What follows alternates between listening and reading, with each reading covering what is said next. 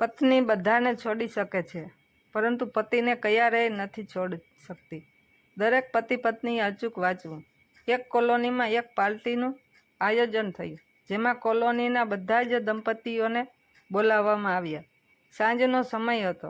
બધા જ લોકો પોતાની ઓફિસથી આવ્યા બાદ તૈયાર થઈને સીધા પાર્ટીમાં પહોંચી ગયા. બધા એકબીજા સાથે મળ્યા અને રાતનું જમવાનું પણ જમ્યા. પછી એક વૃદ્ધ વ્યક્તિ પાર્ટીમાં આવ્યા અને તેઓએ કહ્યું કે આજે આપણે આ પાર્ટી રાખી છે તે એક વિશેષ પાર્ટી છે. આજે આપણે કંઈક નવું કરવાના છીએ. આખો દિવસ તો એમ જ ઓફિસના કામમાં જતો રહે છે.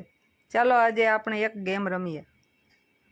વૃદ્ધ વ્યક્તિએ એક વ્હાઇટ બોર્ડ મંગાવ્યું અને પાર્ટીમાંથી એક મહિલાને પસંદ કરી. પછી મહિલાએ કહ્યું કે આ બોર્ડ પર 20 એવા નામ લખો જેને તમે પ્રેમ કરો છો અને જો તમારા પોતાના છે.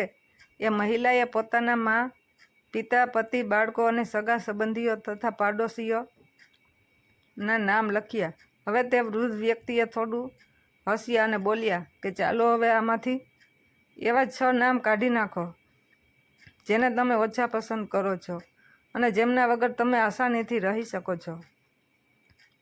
મહિલા થોડા વિચારમાં પડી, પરંતુ વૃદ્ધ વ્યક્તિ થોડું જોર આપ્યું તો મહિલાએ પોતાના પાડોશીના નામ કાઢી નાખ્યા. બધા જ લોકો ધ્યાનથી આ બધું જોઈ રહ્યા હતા.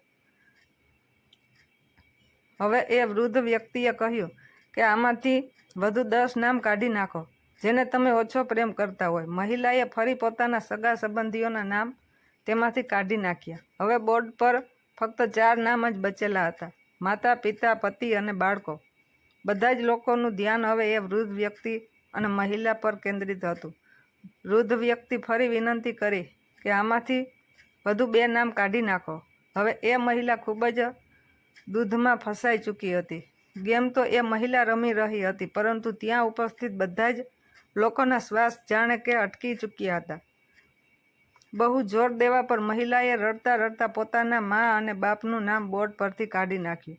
હવે બોર્ડ પર ફક્ત 2 જણા હતા: પતિ અને બાળક.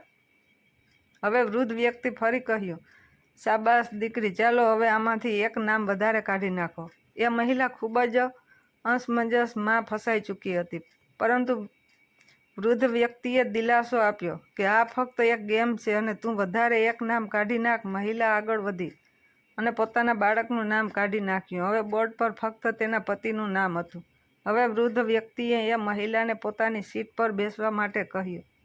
તને ત્યાં બેઠેલા બધા લોકોને વૃદ્ધ વ્યક્તિએ સવાલ કર્યો કે એવું શા માટે બન્યું કે ફક્ત તેના પતિનું નામ જ બોર્ડ પર રહી ગયું, પરંતુ કોઈએ પણ જવાબ આપ્યો નહીં. વૃદ્ધ વ્યક્તિએ ફરીથી એ મહિલાને બોલાવી અને પૂછ્યું કે શા માટે તેણે પોતાના પતિનું નામ બોર્ડ પર છોડ્યું.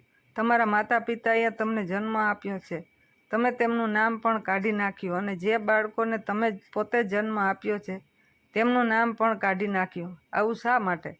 મહિલા બોલી, સર, હું મારા માતા પિતાને પ્રેમ કરું છું, પરંતુ મારા માતા પિતા વૃદ્ધ થઈ ચૂક્યા છે અને તેઓ ખૂબ જ જલ્દી મને છોડીને ચાલ્યા જશે. હું મારા દીકરાને પ્રેમ કરું છું, પરંતુ ખબર નહીં મોટો થઈને એ ક્યારે મારો સાથ છોડી દે, પરંતુ મારા પતિ ત્યાં સુધી મારો સાથ આપશે જ્યાં સુધી હું જીવિત છું. હું તેમની અર્ધાંગીની છું. તેઓ મારું અડધું શરીર બનીને મારો સાથ આપશે અને જીવનભર મારા દરેક સુખ દુઃખમાં મને સાથ આપશે. એટલા માટે મને મારા પતિ સૌથી વધારે પ્રિય છે. મહિલાની વાત સાંભળીને સમગ્ર માહોલમાં તાળીઓનો ગડગડાટ ગુંજવા લાગ્યો. બધા જ લોકો એ મહિલાના વિચારોની પ્રશંસા કરવા લાગ્યા હતા. ત્યારે વૃદ્ધ વ્યક્તિએ કહ્યું કે આ તો ફક્ત આપણે ગેમ રમ્યા હતા, પરંતુ આ ગેમની અંદર તમારા જીવનની એક હકીકત છુપાયેલી છે. પતિ અને પત્ની એકબીજાનું અડધું શરીર હોય છે અને એકબીજા વગર જીવન જીવવું ખૂબ જ મુશ્કેલ હોય છે. એટલા માટે બધા જ પતિ પત્નીઓને જરૂર હોય છે કે એકબીજાના પ્રેમનું સન્માન કરે અને દરેક સુખ દુઃખમાં એકબીજાનો સાથ નિભાવે. ત્યારે જ લગ્નનો સાચો અર્થ સાર્થક થાય છે.